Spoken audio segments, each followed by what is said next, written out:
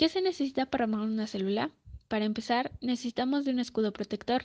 En el caso de las células eucariotas, encontramos la membrana plasmática y en las células procariotas encontramos de igual forma a la membrana plasmática junto con una pared celular externa llamada pared celular. La membrana plasmática está compuesta por una bicapa de fosfolípidos, colesteroles y proteínas, que o bien atraviesan la bicapa o bien se unen a uno de sus lados. La pared celular son capas duras y fibrosas que rodean a la membrana plasmática. Consisten en peptidoglucano o polímeros similares, que se disponen en duras láminas con uniones cruzadas. El interior de la pared celular contacta con la membrana plasmática que presiona contra la pared. También se necesita de un medio acuoso que sostendrá los orgánulos de nuestra célula. Dentro de las membranas de las células procariotas y eucariotas encontramos una sustancia viscosa llamada citoplasma. El citoplasma contiene una alta concentración de solutos. En la mayoría de los hábitats es hipertónico. Una célula requiere un medio de almacenamiento de información. Las células cuentan con dos unidades de almacenamiento distintas. La procariota cuenta con una región llamada nucleoide, la cual contiene al único cromosoma circular con el que cuentan estas células. Este cromosoma está formado por una gran molécula de DNA, las cuales contienen toda la información genética, y por proteínas, las cuales le otorgan soporte estructural al cromosoma. La eucariota contiene un organelo llamado núcleo, el cual tiene una estructura muy compleja. El núcleo está envuelto por una membrana nuclear similar a la membrana celular, la cual le confiere rigidez. Dentro de esta membrana se encuentran dos componentes. El primero, los cromosomas, que dependen del tipo de organismo al cual conforman, y el segundo, llamado nucleoide, en donde se fabrican las moléculas de RNA. Todos los seres vivos necesitan alimentarse, crear y transformar proteínas, y por ello las células no son la excepción. Por ello encontramos sistemas especializados para cada función. ¿Alguna vez has pensado en cómo se alimentan las células? Existen dos tipos de nutrición celular: la autótrofa, que consiste en la creación de sus propios nutrientes, y la heterótrofa, que consiste en alimentarse de otros para obtener los mismos. La nutrición autótrofa es muy común de los organismos procariotas y las células vegetales, mientras que la nutrición heterótrofa lo es de las células eucariotas. En la nutrición heterótrofa encontramos dos procesos, uno llamado endocitosis y otro pinocitosis. La endocitosis consiste en la ingestión de macromoléculas a través de la membrana que luego se estrangulan, formando una nueva vesícula intracelular. La pinocitosis consiste en la ingestión de líquidos y sólidos mediante pequeñas vesículas. Las eucariotas casi siempre ingieren sus nutrientes por medio de la pinocitosis, pero las células procariotas generalmente lo hacen por fagocitosis. Una vez adquiridos los nutrientes es hora de digerirlos y este proceso se le atribuye a los lisosomas, que además se encargan del proceso de desechos sólidos y almacenaje de sustancias. La característica fundamental de los lisosomas es su característico bajo pH, además de que cuentan con 40 tipos de enzimas diferentes llamadas colectivamente hidrolasas, encargadas del rompimiento de diferentes tipos de macromoléculas. Los lisosomas requieren dos tipos de funciones degradativas que dependen del tipo de célula a degradar. La primera, fagocitosis, que es cuando una vez introducida otra célula a través de la endocitosis, esta es transportada hacia el lisosoma, donde será ingerida para empezar con el proceso de degradación.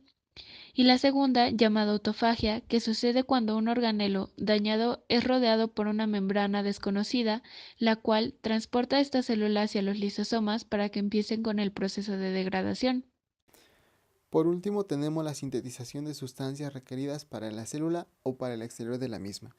Esta función es realizada por el sistema endomembranoso, compuesto por el retículo endoplásmico rugoso, liso y el aparato de Golgi. Todo inicia con el ARN, formado por el nucleótido, el cual busca un ribosoma para poder sintetizar las proteínas requeridas para la célula. Los ribosomas son las fábricas de proteínas. Son estructuras complejas compuestas por tres moléculas distintas de ARN y más de 50 proteínas. Además de que tienen una estructura en forma de pan para hamburguesa, ya que cuentan con una subunidad grande y una subunidad pequeña. Cuando estas dos partes se unen forman una máquina compleja de síntesis de proteínas. Existen dos tipos de ribosomas: los libres, que se encuentran por toda la célula, y los ribosomas, que se encuentran unidos al retículo endoplásmico rugoso. En las células procariotas encontramos alrededor de 10.000 ribosomas. Se llama retículo endoplasmático rugoso gracias a los ribosomas incrustados en su membrana. Una vez sintetizadas las proteínas, pasan a través del retículo endoplasmático por los ribosomas incrustados, los cuales las reciben y las introducen en él. Una vez dentro, las proteínas son sometidas a distintos tipos de procesamientos. Las proteínas producidas por el retículo endoplasmático rugoso tienen distintas funciones finales, además de que son enviadas a distintas partes de la célula e incluso al exterior. Un destino frecuente para las proteínas procesadas por el retículo endoplásmico rugoso es el aparato de Golgi. El aparato de Golgi son sacos membranosos aplastados con orientaciones cis, cerca del retículo endoplásmico rugoso, y trans, cerca de la membrana celular. Las proteínas salientes del retículo endoplásmico rugoso entran por la parte cis del aparato de Golgi, donde posteriormente son confeccionadas y finalmente empaquetadas, para ser exportadas a su destino final por el lado trans del aparato de Golgi. La energía química necesaria para fabricar todos estos organelos y hacer otro tipo de trabajos proviene del adenosín trifosfato, producido mayoritariamente en las mitocondrias de la célula. La membrana externa de la mitocondria define la superficie del organelo, mientras que la membrana interna está conectada a una serie de crestas similares a sacos. La solución dentro de la membrana interna se llama matriz mitocondrial. En eucariotas, la mayoría de las enzimas y de la maquinaria molecular responsable de la síntesis de ATP está insertada en las membranas de las crestas o suspendidas en la matriz. Según el tipo de célula, pueden estar presentes de 50 mitocondrias a más de 1.000.000. Cada mitocondria posee un pequeño cromosoma con genes, independientemente de los cromosomas principales del núcleo. Este ADN mitocondrial es un componente de un cromosoma circular y muy enrollado, de estructura similar a los cromosomas bacterianos. Como la mayoría de los organelos, las mitocondrias pueden nacer y dividirse independientemente de la división nuclear y la división celular. Cilos y flagelos, movimiento de toda la célula. Los flagelos son largas proyecciones similares a pelos que se extienden desde la superficie celular y participan en el movimiento. Los flagelos están presentes en muchas bacterias y eucariotas. Sin embargo, la estructura de los flagelos es completamente distinta en los dos grupos. Los flagelos bacterianos están compuestos por una proteína llamada flagelina. Los flagelos eucariotas están compuestos por microtúbulos creados por una proteína llamada tubulina.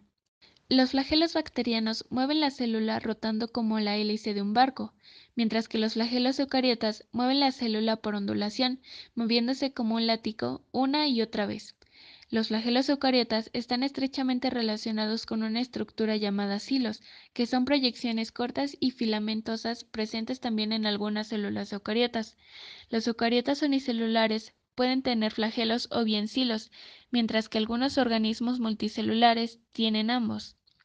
Los flagelos suelen ser más largos en los silos y una célula normalmente tendrá solo uno o dos flagelos, pero muchos hilos. Citoesqueleto. La última característica estructural importante común en todas las células es un extenso sistema de fibras proteicas llamado citoesqueleto. Además de proporcionar la forma y estabilidad estructural a la célula, las proteínas del citoesqueleto están implicadas en el movimiento celular y el transporte de materiales dentro de la célula.